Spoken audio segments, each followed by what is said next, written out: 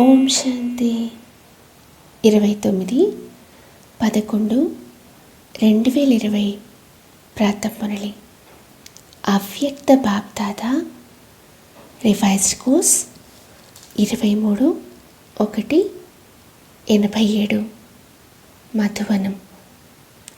Murali title సఫలతా సితారల విశేషతలు.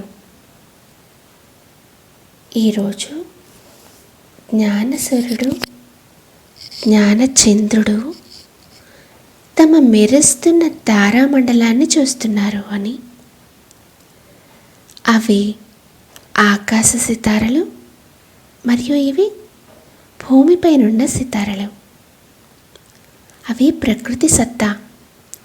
వీరు పరమాత్మ సితారలు, ఆత్మిక సితారలు. ఆ సితారలు కూడా రాత్రిలోనే కనిపిస్తాయి. ఈ ఆత్మిక సితారలు జ్ఞాన సితారలు, మెరుస్తున్న సితారలు కూడా బ్రహ్మరాత్రిలోనే కనిపిస్తాయి. ఆ సితారలు రాత్రిని పగలుగా చెయ్యవు. కేవలం సూర్యుడే రాత్రిని పగలుగా చేస్తాడు. కానీ సితారలైన మీరు జ్ఞాన సూర్యుడు, జ్ఞాన చంద్రునితో పాటు సహచరులై రాత్రిని పగలుగా చేస్తారు. ప్రకృతిలోని తారామండలంలో అనేక రకాలైన సితారలు మెరుస్తూ కనిపిస్తాయి. అలాగే పరమాత్మ తారామండలంలో కూడా రకరకాల సితారలు మెరుస్తూ కనిపిస్తున్నాయి. కొన్ని సమీప సితారలు మరియు కొన్ని దూరంగా ఉన్న సితారలు కూడా ఉన్నాయి. కొన్ని సఫలతా సితారలు అయితే కొన్ని ఆశావాద సితారలు. కొన్ని ఒకే స్థితి కలిగినవి మరియు కొన్ని స్థితిని మార్చుకునేవి. అవి స్థానాన్ని మారుస్తాయి. ఇక్కడ స్థితి మారుతుంది. ప్రకృతిలోని తారామండలంలో తోక చుక్కలు కూడా ఉంటాయి. అనగా ప్రతి విషయంలో, ప్రతి కార్యంలో ఇది ఎందుకు, ఇదేంటి, ఇలా ప్రశ్నించడం అనే తోక ఉన్నవారు. అనగా ప్రశ్నార్థకాన్ని పెట్టే తోక చుక్కలు ఉన్నాయి. ప్రకృతిలోని తోక చుక్కల ప్రభావము భూమిపై చాలా భారీగా ఉంటుందని భావించడం జరుగుతుంది. అలాగే పదే పదే అడిగేవారు ఈ బ్రాహ్మణ పరివారంలో వాయుమండలంను భారంగా చేస్తారు. అందరూ అనుభవం కలవారు. స్వయం కొరకైనా కూడా సంకల్పంలో ఏంటి మరియు ఎందుకు ఇలా తోక వచ్చిందంటే మనసు మరియు బుద్ధి యొక్క స్థితి స్వయమునకు భారీగా అయిపోతుంది. అలాగే ఒకవేళ ఏ సంఘటన మధ్యలోనైనా లేక సేవా కార్యం పట్లైనా ఎందుకు, ఏంటి, ఇలా ఎలా, ఈ ప్రశ్నార్థకాల క్యూ అనే తోక వచ్చిందంటే సంఘటన యొక్క వాతావరణము మరియు సేవాక్షేత్రపు వాతావరణము వెంటనే భారంగా అయిపోతుంది. కనుక స్వయంపై, సంఘటన మరియు సేవలపై ప్రభావం పడుతుంది కదా. అలాగే ప్రకృతిలోని కొన్ని సితారలు పైనుండి కిందకు రాలుతుంటాయి కూడా. అప్పుడు అవి ఏమవుతాయి? రాయి. పరమాత్మ సితారలు కూడా నిశ్చయము, సంబంధము మరియు స్వధారణలు అనే ఉన్నత స్థితి నుండి కిందకు వచ్చేసినట్లయితే రాతి బుద్ధి కలవారిగా అయిపోతారు. రాతి బుద్ధి కలవారిగా ఎలా అవుతారు? రాతిపై ఎంత నీటిని పోసినా కానీ రాయి కరగదు. రూపం మారుతుంది కానీ కరగదు. రాతికి ధారణ ఏమీ ఉండదు. అలాగే రాతి బుద్ధి కలవారుగా అయినట్లయితే ఆ సమయంలో ఎవరు ఎంత మంచి విషయాన్ని అనుభూతి చేయించినా కానీ అనుభూతి చెందరు. జ్ఞాన నీటిని ఎంత పోసినా కానీ మారరు. విషయాలు మారుతుంటాయి కానీ స్వయం మారరు. దీనిని రాతి బుద్ధిగా అవ్వటము అని అంటారు. కనుక ఈ పరమాత్మ తారామండలం మధ్యలో నేను ఎటువంటి సితారను అని మిమ్మల్ని మీరు ప్రశ్నించుకోండి. అన్నిటికంటే శ్రేష్ఠ సితార సఫలతా సితార. సఫలతా సితార అనగా స్వయం యొక్క ప్రగతిలో సఫలతను అనుభవం చేస్తుండటము అనగా తమ పురుషార్థపు విధిలో ఎల్లప్పుడూ సహజ సఫలతను అనుభవం చేస్తుండటము. సఫలతా సితారల సంకల్పంలో కూడా స్వయం యొక్క పురుషార్థం పట్ల కూడా ఎప్పుడు ఇది అవుతుందో లేదో తెలియదు, చెయ్యగలనో లేదో, అసఫలతకు చెందిన ఇటువంటివి అంశమాత్రం కూడా ఉండవు. సఫలత జన్మసిద్ధాధికారము అన్న స్లోగన్ ఏదైతే ఉందో అలా వారు స్వయం పట్ల కూడా సదా సఫలతను అధికారం రూపంలో అనుభవం చేస్తారు. అధికారానికి గల నిర్వచనమే కష్టం లేకుండా అడగకుండానే ప్రాప్తించటము, సహజంగా మరియు స్వతహాగా ప్రాప్తించటము. దీనిని అధికారము అని అంటారు.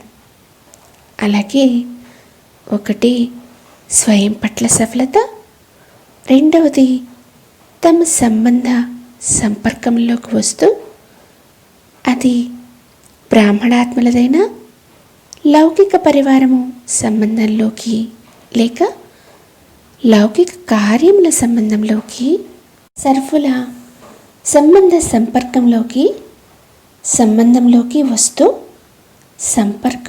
వస్తూ ఎంతటి కష్టతరమైన విషయాన్నైనా సఫలత యొక్క అధికారము ఆధారంతో సహజంగా అనుభవం చేస్తారు. అనగా సఫలత యొక్క ప్రగతిలో ముందుకు వెళ్తూ ఉంటారు. అవును, సమయం పట్టవచ్చు, కానీ సఫలతా అధికారము ప్రాప్తి అయ్యే తీరుతుంది. ఇలా స్థూల కార్యములు మరియు అలౌకిక కార్యములు అనగా రెండు క్షేత్రాలలోని కర్మలలో సఫలతకు చెందిన నిశ్చయ బుద్ధి విజయులుగా ఉంటారు. అక్కడక్కడ పరిస్థితిని ఎదుర్కోవాల్సి వస్తుంది. వ్యక్తుల ద్వారా సహనం కూడా చేయవలసి వస్తుంది. కానీ అలా సహనం చేయటము ఉన్నతికి మార్గంగా అయిపోతుంది. పరిస్థితిని ఎదుర్కొంటూ పరిస్థితి స్వస్థితికి ఎగిరే కళకు సాధనంగా అయిపోతుంది.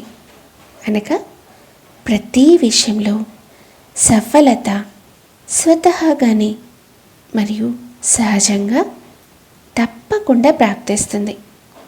సఫలతా సితారలు వారి విశేష గుర్తు ఎప్పుడు స్వసఫలత యొక్క అభిమానం ఉండదు. వర్ణించరు, తమ పాటను తామే పాడుకోరు. కానీ ఎంత సఫలతనో అంత నమ్రచిత్తత, నిర్మాణత, నిర్మల స్వభావము ఉంటాయి. ఇతరులు వారి గీతాన్ని గాన చేస్తారు, కానీ వారు స్వయం సదా బాబా గుణగానాన్ని చేస్తారు. సఫలత సితారలు ఎప్పుడూ కూడా ప్రశ్నార్థకాన్ని వేయరు. సదా బిందువు రూపంలో స్థితులై కార్యంలో ఇతరులకు కూడా డ్రామా బిందువును స్మృతి తెప్పిస్తూ విఘ్న వినాశకులుగా చేస్తూ సమర్థులుగా అయ్యి సఫలత గమ్యంనకు సమీపంగా తీసుకొస్తుంటారు. సఫలతా సితారలు ఎప్పుడూ కూడా హద్దు సఫలత యొక్క ప్రాప్తిని చూసి ప్రాప్తి స్థితిలో చాలా సంతోషపడటము మరియు పరిస్థితి వచ్చినట్లయితే లేక ప్రాప్తి కాస్త తక్కువనేట్లయితే సంతోషం తక్కువైపోవటము, ఇలా స్థితిని పరివర్తన చేసుకునేవారిగా ఉండరు. సదా అనంతమైన సఫలతామూర్తులుగా ఉంటారు. ఏకరసంగా ఒకే శ్రేష్ఠ స్థితిలో స్థితులై ఉంటారు. బయటి పరిస్థితి లేక కార్యంలో బయటి రూపంలో ఇతరులకు అసఫలత అనుభవం అవ్వచ్చు, కానీ సఫలతా సితారలు అసఫలత స్థితి యొక్క ప్రభావంలోకి రాకుండా సఫలతకు చెందిన స్వస్థితిలో అసఫలతను కూడా పరివర్తన చేసేస్తారు. ఇవే సఫలతా సితారల విశేషతలు. నేను ఎవరిని అని ఇప్పుడు మిమ్మల్ని మీరు ప్రశ్నించుకోండి. కేవలం ఆశావాదినా లేక సఫలతా స్వరూపంనా? ఆశావాదిగా అవ్వటం కూడా మంచిదే, కానీ కేవలం ఆశావాదులై నడవటము, ప్రత్యక్ష సఫలతను అనుభవం చేయకపోవటము, ఇందులో ఒక్కోసారి శక్తిశాలులు, ఒక్కోసారి దుఃఖితులు, ఇలా అలజడిలోకి వచ్చే అనుభవంను ఎక్కువగా చేస్తారు. ఏ విషయంలోనైనా ఒకవేళ ఎక్కువగా అలజడిలో ఉంటే అలసట కలుగుతుంది కదా. మరి ఇందులో కూడా నడుస్తూ నడుస్తూ అలసట యొక్క అనుభవము దుఃఖితులుగా తయారు చేస్తుంది. నిరాశావాదిగా కంటే ఆశావాదిగా ఉండటం మంచిదే, కానీ సఫలతా స్వరూపపు అనుభవం చేసేవారు సదా శ్రేష్ఠులు. అచ్చా, విన్నారా తారామండలం యొక్క కథ? కేవలము మధువనంలోని హాలు మాత్రమే తారామండలం కాదు, అనంతమైన బ్రాహ్మణ ప్రపంచము తారామండలము. అచ్చా, వచ్చిన కొత్త పిల్లలు అందరూ కొత్తవారు కూడా ఉన్నారు, మరియు పాతవారు కూడా చాలామంది ఉన్నారు. ఎందుకంటే అనేక కల్పాలకు చెందినవారు కనుక అతి పాతవారు కూడా. మరియు కొత్త పిల్లల మిలనాన్ని చేసుకోవాలన్న నూతన ఉల్లాస ఉత్సాహము డ్రామా విధి ప్రమాణంగా పూర్తయింది. చాలా ఉత్సాహంగా ఉంది కదా, వెళ్ళాలి వెళ్ళాలి. ఎంత ఉత్సాహం ఉందంటే డైరెక్షన్ని కూడా వెళ్ళలేదు. మిలినపు అమితానందంలో అమితానందులైపోయారు కదా. తక్కువ మంది రండి అని ఎంత చెప్పినా కానీ ఎవరైనా విన్నారా? ఇంతమంది పిల్లలు వచ్చేదే ఉంది కనుకనే వచ్చారు అని బాప్ తాత డ్రామాలోని ప్రతి దృశ్యమును చూసి హర్షితులవుతారు. అన్నీ సహజంగా లభిస్తున్నాయి కదా, ఏ కష్టము లేదు కదా. ఇది కూడా డ్రామా అనుసారంగా సమయ ప్రమాణంగా రిహార్సల్స్ జరుగుతున్నాయి. అందరూ సంతోషంగా ఉన్నారు కదా, కష్టాన్ని సహజం చేసేవారు కదా. ప్రతి కార్యంలో సహయోగమును ఇవ్వటము, ఏ డైరెక్షన్ లభిస్తుందో అందులో సహయోగిగా అవ్వటము అనగా సహజం చేయటం. ఒకవేళ సహయోగులుగా అయినట్లయితే 5,000 మంది అయినా ఇమిడిపోతారు. సహయోగులుగా అవ్వనట్లయితే అనగా విధిపూర్వకంగా నడవనట్లయితే 500 మందికి కూడా కష్టమవుతుంది. కనుక 5,000 మంది అయినా 500 మందిలా సర్దుకుపోయారు అని దాదీలకు మీ రికార్డును చూపించి వెళ్ళాలి. కష్టాన్ని సహజం చేయటము అని దీన్ని అంటారు.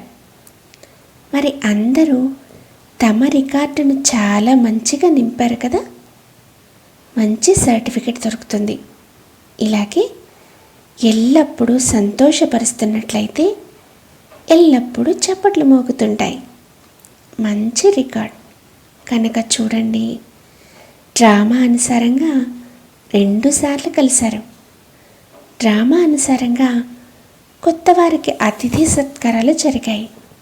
అచ్చా, సదా ఆత్మిక సఫలతకు చెందిన శ్రేష్ఠ సితారులకు సదా ఏకరస స్థితి ద్వారా విశ్వమును ప్రకాశమయంగా చేసేవారు జ్ఞానసూర్యుడు, జ్ఞానచంద్రులతో సదా తోడుగా ఉండేవారు. సదా అధికారం యొక్క నిశ్చయంతో నశ మరియు నమ్రచిత్త స్థితిలో ఉండేవారు. అయినా పరమాత్మ తారామండలంకు చెందిన మెరుస్తున్న సర్వ సితారలకు జ్ఞానసూర్యుడు, జ్ఞానచంద్రుడు అయిన బాప్ దాదా యొక్క ఆత్మిక స్నేహ సంపన్న ప్రియ స్మృతులు మరియు నమస్తే. అలా తయారు చేసే బాప్ దాదాకు ఆత్మిక సితారలైన ఆత్మిక పిల్లల ప్రియ స్మృతులు మరియు నమస్తే బాబా. థ్యాంక్ యూ మీటే బాబా. ఓం శాంతి. పార్టీలతో మిలనము. 1. స్వయమును సదా నిర్విఘ్న విజయరత్నంగా భావిస్తున్నారా? విఘ్నము రావటము ఇదైతే మంచి విషయము, కానీ విఘ్నము ఓటమిని కలిగించకూడదు. విఘ్నాలు రావటము అనగా సదాకాలం కొరకు దృఢంగా తయారు చేయటము. విఘ్నమును కూడా ఒక మనోరంజకమైన ఆటగా భావించి దాటేయటము. నిర్విఘ్న విజయాలు అని వీరినే అంటారు. మరి విఘ్నాలను చూసి గాబరాపడరు కదా. బాబా తోడు ఉన్నప్పుడు గాబరాపడే విషయమే లేదు.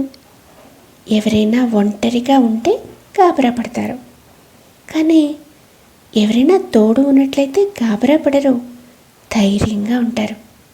కనుక ఎక్కడైతే బాబా తోడు ఉంటుందో అక్కడ విఘ్నము గాబరా పడుతుందా లేక మీరు గాబరా పడతారా?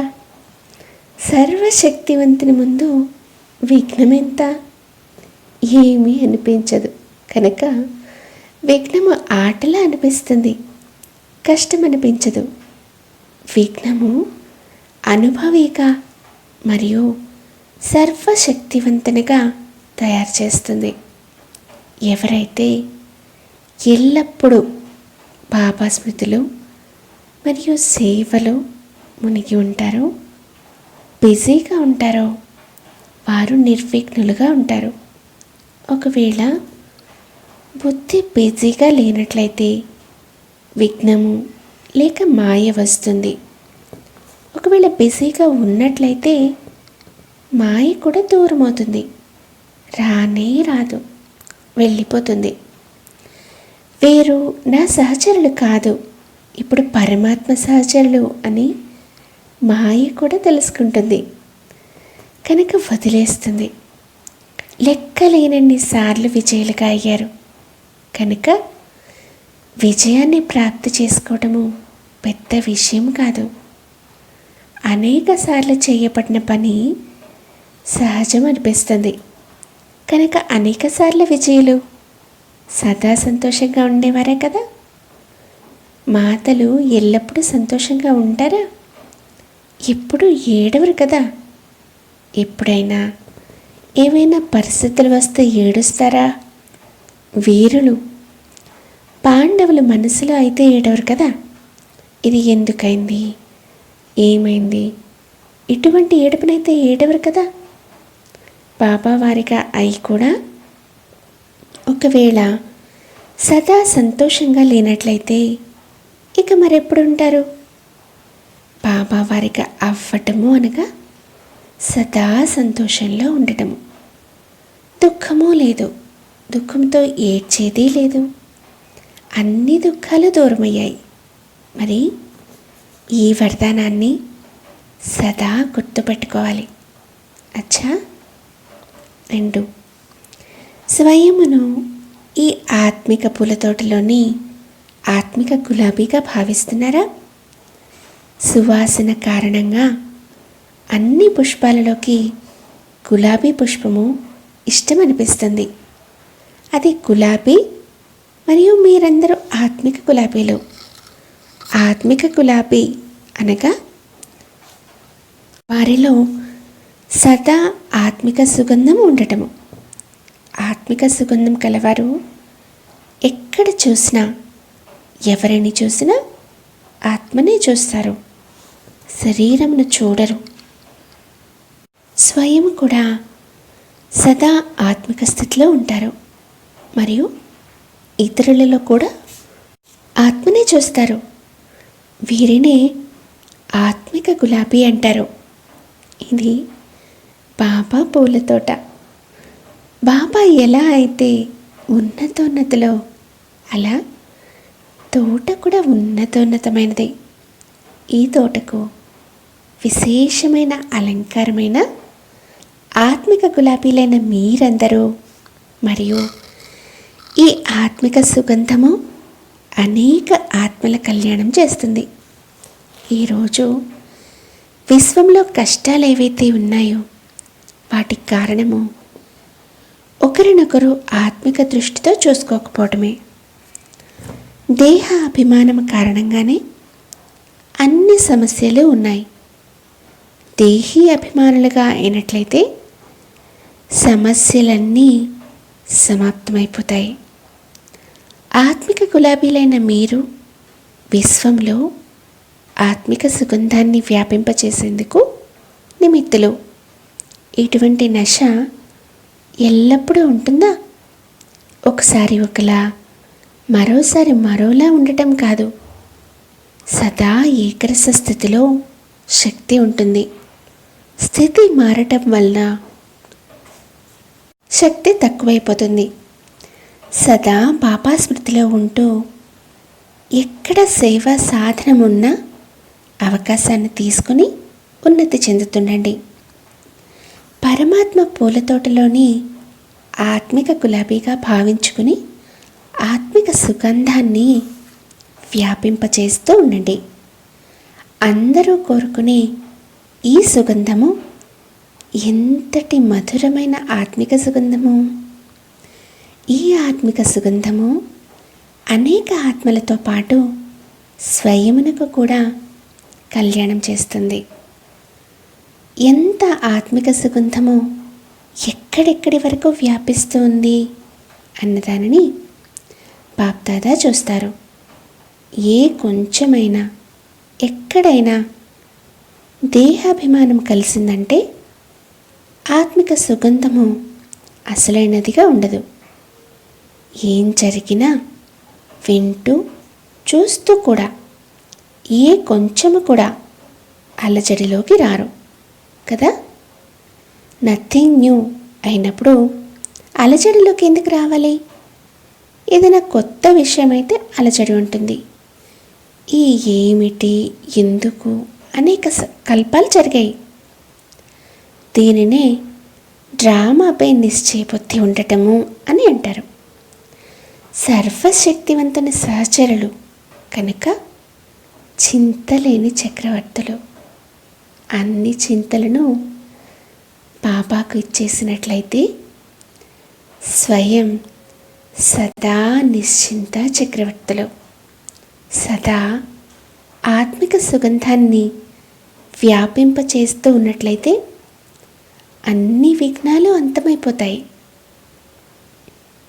వరదానము: ప్రత్యక్షత యొక్క సమయమును సమీపంగా తీసుకుని వచ్చి సదా శుభచింతక మరియు స్వచింతక భవ. విస్తారము: సేవలో సఫలతకు ఆధారము శుభచింతక వృత్తి. ఎందుకంటే మీ ఈ వృత్తి ఆత్మల గ్రహణ శక్తి లేక జిజ్ఞాసను పెంచుతుంది. దీని ద్వారా వాణి యొక్క సేవ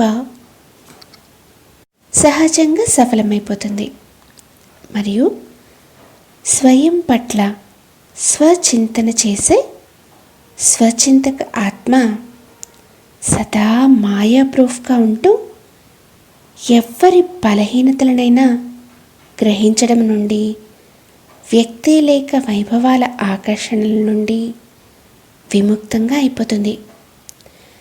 కావున ఎప్పుడైతే ఈ రెండు వరదానాలను ప్రత్యక్ష జీవితంలోకి తీసుకుని వస్తారో అప్పుడు ప్రత్యక్షత యొక్క సమయము సమీపంగా వస్తుంది. స్లోగన్: మీ సంకల్పాలను కూడా అర్పించేసినట్లయితే సర్వ బలహీనతలు స్వతహాగా దూరమైపోతాయి. ఓం శాంతి.